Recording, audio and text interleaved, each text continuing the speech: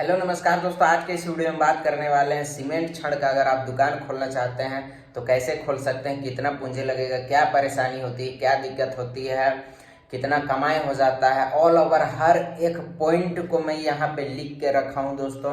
और ये अगर आप इस वीडियो को एंड तक देखते हैं, आपको किसी से भी पूछने की आवश्यकता नहीं है, बस आपको वीडियो को एंड तक देखना है और आपको बिजनेस में कोई भी समस्या नहीं रहेगा, कहीं भी आप नहीं अटकिएगा।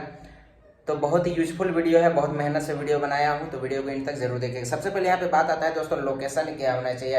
मैं आपको बताना चाहूँगा, सीमेंट छड़ का जो बिजनेस है, इसे आप चौक चौराहा जहाँ पे लोग आते जाते हो, जहाँ पे लोगों का नज़र पड़ता हो, जिस लोकेशन पे, वैसे लोकेशन पे आप अपने दुकान को खोलिए तो आपको ज़्यादा प्रॉफिट देखने को मिलेगा। आप रास्ता के किनारे में भी, जहाँ पे 2 लेन 4 लेन पास होता है, उस रूट के किनारे भी अपना दुकान डाल सकते हैं। यहाँ भी आपका दुकान अच्छा खासा चलने का चांस रहता है। जो सीमेंट छड़ का दुकान रहता है वो अधिकतर रास्ता के किनारे भी आपको देखने को मिल जाएगा। आप छोटा सा दुकान भी ले सकते हैं अगर आपको भाड़ा ज़्यादा लग रहा है। जैसे चौक चौराहा मेन सिटी में अगर आप दुकान आपका है और आप अगर बड़ा दुकान खोज रहे हैं तो आपको ज़्यादा भाड़ा लगेगा। और अगर आपको कम भाड़े में अगर दुकान चाहिए तो आप छोटा दुकान भी ले सकते हैं। छोटा दुकान में आप अपना काउंटर वगैरह रखिए और अपना गोडाउन जो है वो साइड में रखिए, जहाँ पे गाड़ी उड़ी घुसता उठता हो थोड़ा सा बगल में, वहाँ पे आपको कम रेट में गोडाउन मिल जाएगा। ऐसा करके आप जो है अपना भाड़ा को बचा सकते हैं। दुकान का साइज क्या होना चाहिए दोस्तों, मैं आपको बताना चाहूँगा, दुकान का साइज 20 बाई 30 का भी है और चौक चौराहे में आपको अगर दुकान मिल रहा है तो आप ले लीजिए।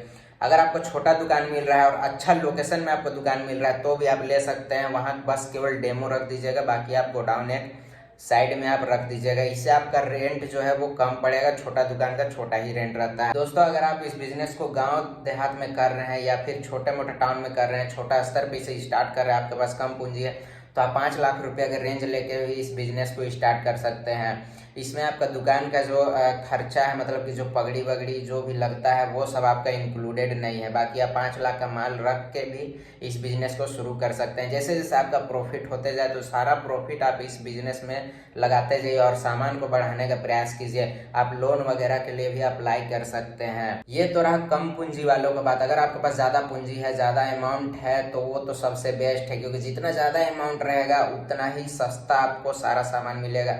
अगर आपके पास ज़्यादा अमाउंट है तो आप सीधा फैक्ट्री से माल खरीदिएगा और सीधा फैक्ट्री से अगर आपको माल मिलेगा तो उसका बीच में कोई भी कनेक्शन नहीं रहेगा। डायरेक्ट फैक्ट्री और आपका दुकान, तो दोनों का जब कनेक्शन बन जाएगा तो आप कम रेट में सामान खरीदिएगा। और कंपटीशन जो है मार्केट में बहुत ज़्यादा है, क्योंकि बड़ा बड़ा व्यापारी सब पहले से ही इस बिजनेस में ढुके हुए हैं। तो आपको कंपटीशन भी करना होगा मार्केट में। तो कंपटीशन से अगर आपको बचना है तो अगर आपके पास ज़्यादा बजट है तो ही इस बिजनेस में मैं बोलूँगा कि आप जाइए।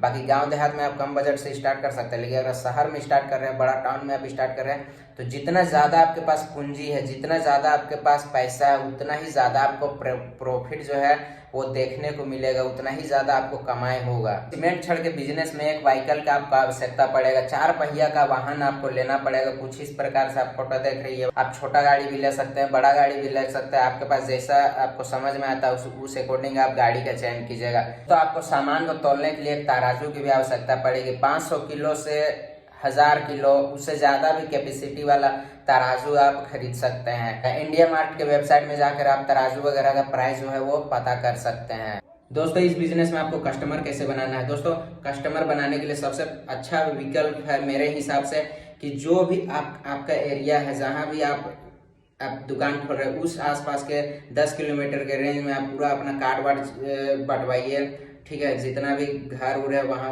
या फिर आपके जितना भी कांटेक्ट में है लोग, वहाँ पे आप कार्ड वार्ड विजिट करो दीजिए, उन्हें बताइए कि यहाँ पे दुकान खुल रहा है। प्रचार वगैरह भी आप शुरुआत में कर सकते हैं। इसके अलावा ऑनलाइन प्लेटफॉर्म में भी आप अपने दुकान के एडवर्टाइजमेंट कर सकते हैं। जैसे गूगल मैप में आप अपना नंबर वगैरह, लोकेशन वगैरह मेंशन कीजिए, जस्ट डायल वगैरह वगैरह बहुत सारा मतलब कि एप्लीकेशन आता है, वहाँ से आप अपने एडवर्टाइजमेंट करा सकते हैं दुकान का। मार्केट में विजिट कीजिए, आप फील्ड वर्क कीजिए, देखिए कहाँ पे नया नया बिल्डिंग बन रहा है, कहाँ पे काम चालू है, तो वहाँ पे आप जाकर उसके ओनर से बात कीजिए और वहाँ पे आप बोलिए कि मैं कम रेट में दूंगा और मेरे से आप कांटेक्ट कीजिए। अपना बिहेवियर जो है बहुत अच्छा बना के उनसे बहुत ही सरल भाषा में बात कीजिए बहुत ही प्यार मोहब्बत से, तो ऐसे में आपका कस्टमर बनेगा और अगर डील अगर पक्का हो गया तो आपको बहुत ज़्यादा प्रॉफिट देखने को मिलेगा। दोस्तों आपको 2 लेबर का भी आवश्यकता पड़ेगा। सामान को उतारना चढ़ाना आपसे होगा नहीं, क्या है कि आप दिन भर काउंटर में रहना और आपसे ये सब मेहनत वाला काम नहीं होगा। तो 2 लेबर आपको एनी टाइम चाहिए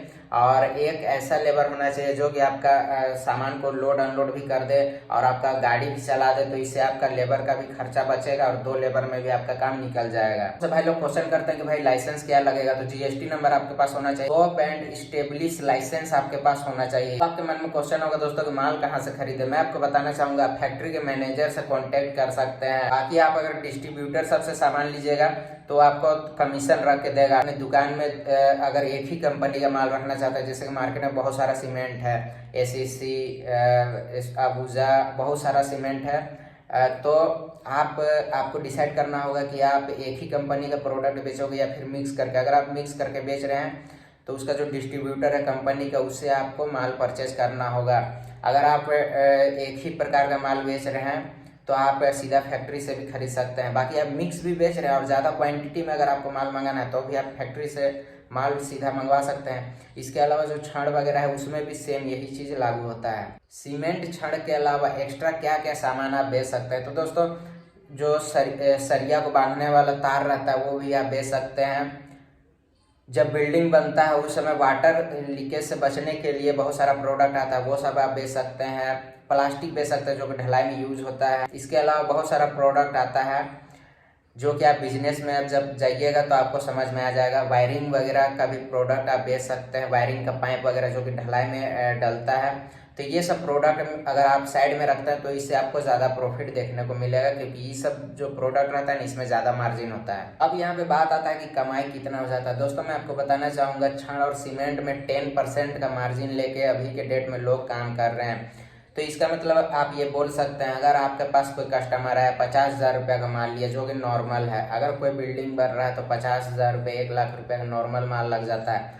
तो अगर 50,000 रुपये का भी ले रहा है तो भाई 10% का मार्जिन ले रहा है तो 5,000 रुपये आपके जेब में आ रहा है। 1 लाख का माल ले रहा है 10,000 रुपये आपके जेब में आ रहा है। मान के चलिए 10% भी आप नहीं बेचा, आप कट छट के अगर 7-8% भी कमा रहे हैं, 1 लाख का माल आपका सेल हो रहा है, तो आप समझ जाइए कि 7 से 8,000 रुपये आपका पॉकेट में आ रहा है। मतलब आप इस अंदाज से काम कर सकते हैं कि जितना ज़्यादा खर्चा है, जैसे कि स्टाफ का खर्चा हो गया, गाड़ी का खर्चा हो गया, रेंट का खर्चा हो गया, बिजली का खर्चा हो गया, तो ये सब आपका मेंटेन हो के भी अच्छा खासा अमाउंट जो है बच जाएगा। अब यहाँ पे बात आता है कि भाई 365 दिन तो आपके पास कस्टमर नहीं रहेगा। राशन का दुकान तो नहीं है कि दिन भर आपके पास कस्टमर का भीड़ रहेगा। हो सकता है किसी दिन आपका बोहनी भी ना हो सकता है, किसी दिन आपका 4-5 कस्टमर आ जाए, आपको ज़्यादा प्रॉफिट हो जाए।